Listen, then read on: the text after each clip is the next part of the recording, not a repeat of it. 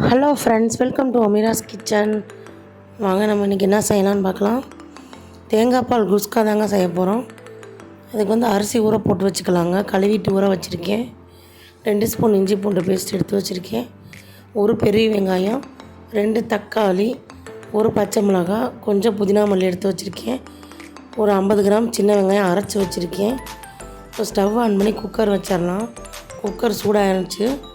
1 spoon நெய் போட்டுக்கலாம். கொஞ்சம் எண்ணெய் ஊற்றிக்கலாம். 2 துண்டு ஏலக்காய், 2 கிராம்பு, 2 பட்டை போட்டுக்கலாம். நல்லா பொரிஞ்சொட்டி ஒரு பச்சை மிளகாய் போட்டுக்கலாம்.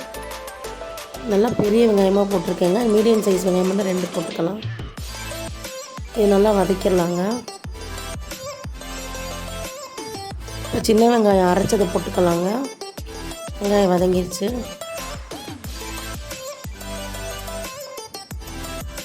இப்போ புதினா மல்லி போட்டுக்கலாங்க. தக்காளியும் போட்டுடலாம். நல்லா வதக்கி விட்டுடலாம். இஞ்சி பூண்டு பேஸ்ட் 2 ஸ்பூன் அளவு போடுறேங்க. இது நல்லா வதங்கட்டும். கொஞ்சம் உப்பு போட்டுக்கலாம். ஒரு தேங்காய் அரைச்சி பால் பிழிஞ்சிக்கலாம். இப்போ தண்ணிக்கு பதில் நம்ம தேங்காய் பால் அளந்து ஊற்றுறோம். 1 கிளாஸ் அரிசிக்கு 2 கிளாஸ் தேங்காய் பால் ஊற்றிடலாங்க. இப்போ உப்பு பத்தாட்டி போட்டுக்கலாம். இப்போ மூடி போட்டு மூடி வச்சிடலாம். இப்போ அரிசியை போட்டுடலாங்க.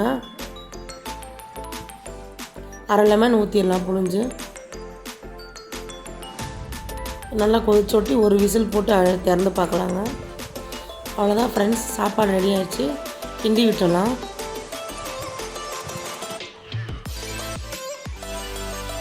சாப்பாடு நல்லா உதிரி உதிரியாக வந்திருக்கு.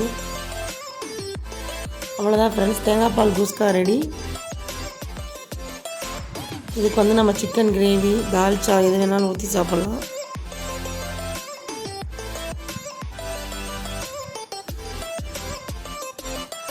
இந்த வீடியோ பிடிச்சிருந்தா லைக் பண்ணுங்கள், ஷேர் பண்ணுங்கள், சப்ஸ்கிரைப் பண்ணுங்கள். தேங்க்யூ.